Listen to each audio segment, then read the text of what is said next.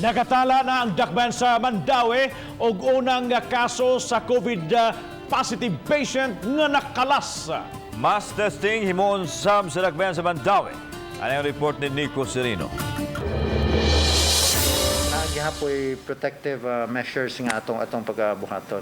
Gipahibaw ni Mayor Jonas Cortez ang subo nga balita nga may usa nga mortality o namatay tungod sa COVID-19 sa dakbayan. Taga Barangay Cambaro ang 70 anyos nga lalaking pasyente samta ang laing mga positibo nga kaso sa maong barangay gi-pull out na o gi-isolate. Naningkamot kita kutob sa atong mahimo nga atong buhaton nangandam ta sa isolation units nato kay gusto natong makabot nga dinis dakbayas Mandawi nga doon na gitay intervention. Sa kinatibukan, muabot na sa siyam ang positibong kaso sa Mandawi. Duha niini ang naka-recover o usa nakalas. Nabantayan nga pipila sa mga kaso sa Mandawi mga kabanay ra.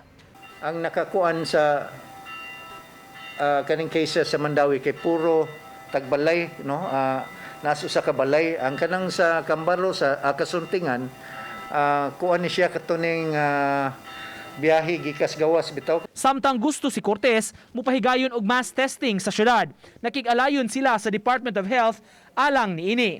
Uban ni June Sulon, Nico Sereno, Balitong Bisdak.